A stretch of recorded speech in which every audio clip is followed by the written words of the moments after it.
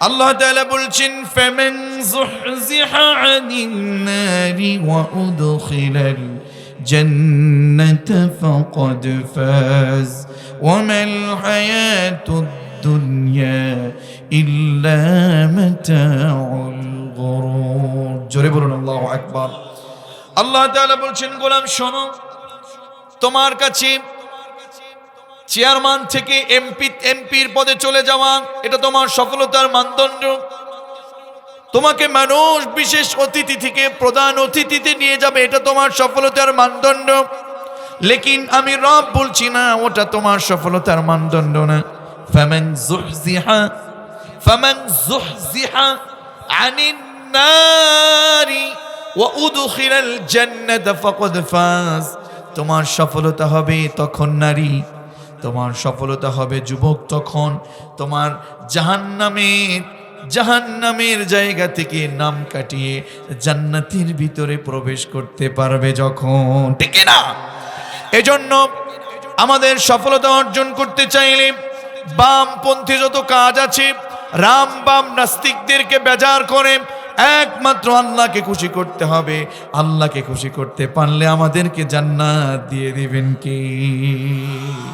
কারা কারা কোরআনের পক্ষে আছি, কারা কারা ইসলামী আন্দোলনের পক্ষে আছি, কারা কারা দিন বিজয়ের পক্ষে আছি, তো হাত তুলে আমার রবকে দেখায় দা।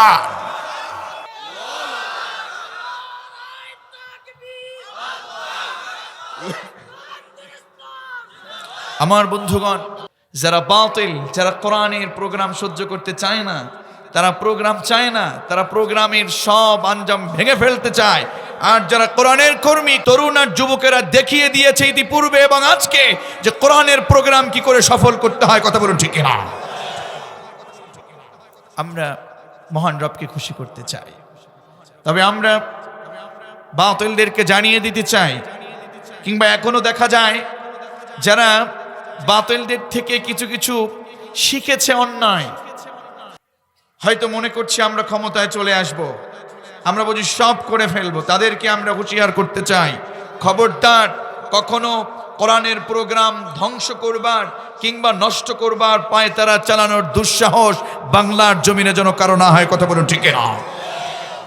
আগামীর বাংলাদেশ কোরআনের বাংলাদেশ, আগামীর বাংলাদেশ ইসলামের বাংলাদেশ, আগামীর বাংলাদেশ কোরআনের রাজ কায়েমের বাংলাদেশ। কথা বলুন ঠিক না? ইনশাআল্লাহ পড়তে রাজি আছেন মুসলমান? কারা কারা কোরআনের পক্ষে আছি, কারা কারা ইসলামী আন্দোলনের পক্ষে আছি, কারা কারা দিন বিজয়ের পক্ষে আছি, তো হাত তুলে আমার রবকে দেখায় দা।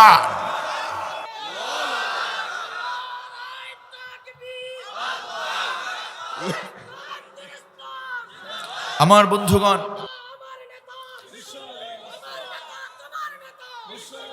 আমার বন্ধুগণ,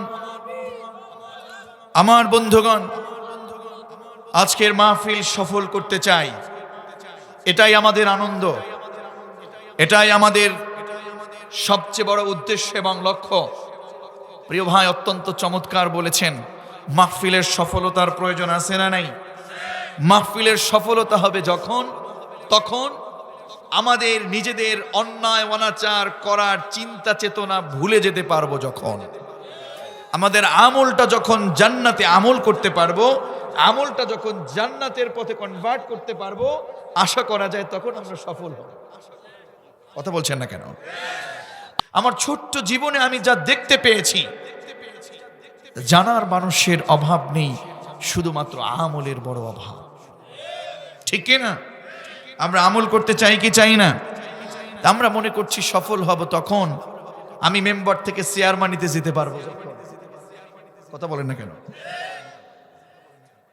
আমরা মনে করছি সফল হব তখন আমি সিনিয়র টিচার, আমি প্রিন্সিপাল হতে পারবো যখন। এটা আমাদের সফলতার কেমন যেন মাপকাঠি হয়ে গেছে। মালিক বলছেন না, আল্লাহ রাব্বুল আলামিন ডেকে বলছেন, ও গোলাম শোনো, তোমার সফলতার মাপকাঠিকে বাদ দিয়ে দাও। আমি রব বলছি শোনো, তোমার সফলতা হবে তখন দুনিয়ার অন্যায় অনাচার জুলুম নির্যাতন সব বাদ দিয়ে তোমার আমল নামাটা জান্নাতের জন্য রেডি করতে পারবে যখন। ঠিক কি না? আল্লাহ তাআলা বলছেন, ফামান যুহজিহা আনিন নারি ওয়া উদখিলাল জান্নাত ফাকাদ ফাজ ওয়া মাল হায়াতুদ দুনিয়া ইল্লা মাতাউল গুরুর। জোরে বলুন আল্লাহু আকবার।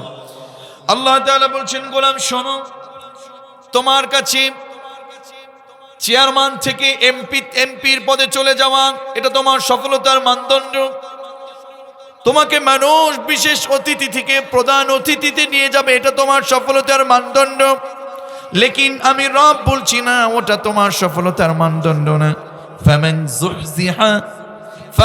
যুহজিহা আনিন নারি ওয়া উদখিলাল জান্নাতা ফাকাদ ফাজ।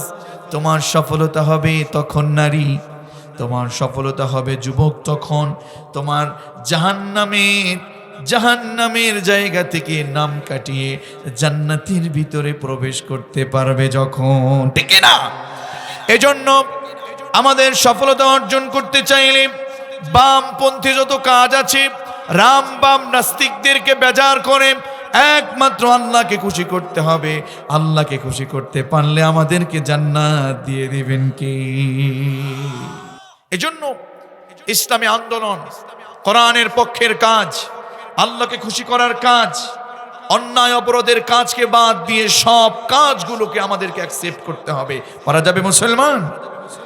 ইতিপূর্বে আমার প্রিয় বেলারি ভাই অত্যন্ত চমৎকার কথা বলেছেন। আমার একটা অভ্যাস হচ্ছে, একটা হ্যাবিট হচ্ছে, যদি একটু আগে আসতে পারি, সুযোগ হলে একটু তাদের কথাগুলো শুনবার চেষ্টা করি। মাঝে মাঝেই আমি এই প্রোগ্রামগুলো থেকে একটা জিনিসকে খুব ভয় করি, যে আমরা মাঝে মাঝে বিভিন্ন জায়গায় বিভিন্ন সময় এমনটা দেখি যে কোরআনের প্রোগ্রামে এসে বিভিন্ন আলাপ আলোচনা, বিভিন্ন উল্টা পাল্টা ঝামেলা তৈরি হয়ে যায়। আমি এটা মাঝে মাঝেই দেখি, কিন্তু কোরআনের ক্লাসের ভিতরে আলাপ আলোচনা, ফাজলামি, দুষ্টমি, চীনাবাদাম এগুলো কখনো চলতে পারে? কোরআনের কর্মীরা কোরআন শুনবে, কোরআনের কর্মীরা কোরআনের ক্লাস থেকে রূহের খোরাক নিয়ে যাবে। রূহের ডক্টর যারা এখানে টিচার হিসাবে আছেন, তাদের থেকে ছাত্র হিসাবে নিজেদেরকে কবুল করিয়ে জান্নাতের বাগানের জন্য আমাকে আপনাকে কোরআনের ছাত্র হিসাবে কবুল করাতে হবে। ঠিক কিনা? ঠিক কিনা? আমার কলিজার টুকরা তরুণ আর যুবকেরা, পর্দার অন্তরালে আমার শ্রদ্ধেয়া সম্মানিত মা এবং বোনেরা, দেখুন এটি এমন একটি প্রোগ্রাম, এমন একটি জায়গা যেখানে কোনো মিথ্যা কথা, ভেজাল কথা, মিথ্যা রাজনীতির কথা বলা হয়। কেননা আমার নবীজি বলেন, আল্লাহর নবী বিশ্বনবী জনাবে মুহাম্মদুর রাসূলুল্লাহ সাল্লাল্লাহু আলাইহি ওয়াসাল্লাম বলেছেন, ও আমার উম্মতেরা শোনো, মান ক্বালা বিহি সাদাকা। সুবহানাল্লাহ পড়বেন। এই কোরআন দিয়ে যারা কথা বলে, এই কোরআন দিয়ে আমাদের বেলারি ভাই কথা বলেছেন, নুরুন নবী ভাই কথা বলেছেন। মালিক বললেন, গোলাম শোনো, কোরআন দিয়ে যারা কথা বলবে, রসুল বলেছেন, রসুল বলেছেন, কোরআন দিয়ে যারা কথা বলবে তাদের কথার ভিতরে কোনো ঝামেলা হতে পারে না, কোনো ভুল থাকতে পারে না। তারা যা বলবে সে কথাগুলো সত্য বলবে। ঠিক না? এই সত্য কাজে যারা বাধা দিতে চায়, আল্লাহর আলোতে যারা বাধা দিতে চায়, আল্লাহ তাআলা দ্বীন ইসলামকে নূরুল্লাহ বলেছেন। আল্লাহর আলোতে যারা বাধা দেয়, কোরআনের তাফসীরে যারা বাধা দেয়, ওরা তো রাসূলুল্লাহর উম্মত হতে পারে না।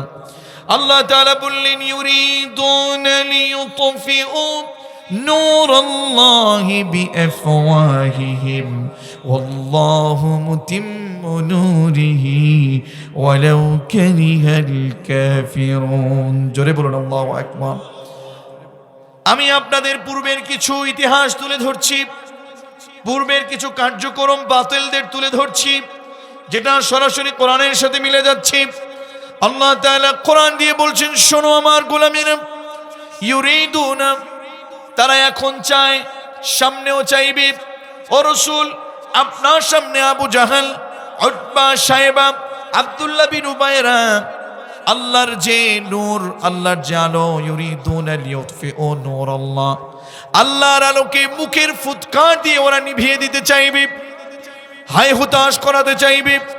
বিভিন্ন সময়ে বিভিন্নভাবে তারা ভাষণ দিয়ে, মুখের ফুৎকার দিয়ে, ষড়যন্ত্র করে, হামলা মামলা করে আল্লাহর এই জমিন থেকে নূরুল্লাহ, আল্লাহর আলো ওরা নিভিয়ে দিতে চাইবে। রাসূল আমি বলছি শুনুন, ওরা চেষ্টা করবে ঠিক।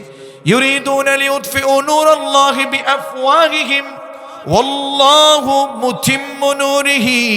ও রাসূল, কাফেররা বেজার হতে পারে, যদিও ওরা বেজার, ওয়ালাউ কারিহাল কাফিরুন, ওরা পছন্দ করতে পারে, তবে শুনে রাখুন ওরা অনেক অন্যায় করবে, জুলুম করবে, নির্যাতন করবে, কোরআনের কর্মীদের উপর হামলা করবে, মামলা করবে, নির্যাতন করবে, জুলুম করবে, তাফসীর মাহফিল বন্ধ করতে চাইবে।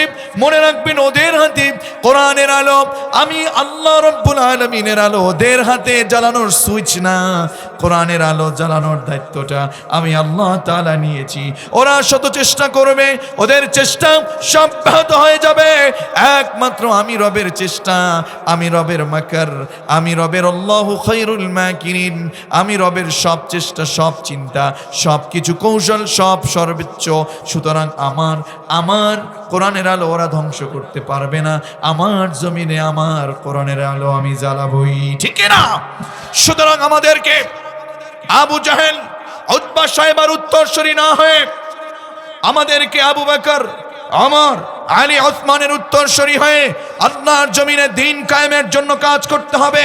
ওরা বাতিলেরা জনমের মতো চেষ্টা করে যাবে, ওদের চেষ্টা আজীবন একেবারে গুল্লায় চলে গেছে, আজকেও প্রমাণিত হয়েছে। আজকেও বাংলার জমিনে কোরআনের আলো, কোরআনের আইন বাস্তবায়নের জন্য খালিদ বিন ওয়ালিদের উত্তরসূরিরা কাজ করে যাচ্ছে। কারা কারা খালিদ বিন ওয়ালিদের উত্তরসূরি হয়ে আল্লাহর জমিনে দ্বীন বিজয়ের জন্য কাজ করতে চাও, তো হাত তুলে আমার রবকে দেখায় দাও।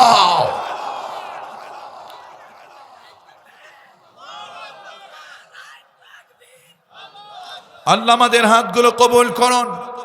আল্লাহর জমিনে আল্লাহর দ্বীন কায়েমের জন্য কাজ করে যেতে হবে। এই প্রোগ্রাম, এটা কোরআনের প্রোগ্রাম, তাফসীরের প্রোগ্রাম। এখানে সব সময় একজন আমাদেরকে প্রোটেক্ট দিচ্ছেন, জবান খুলে বলুন তো তিনি কে?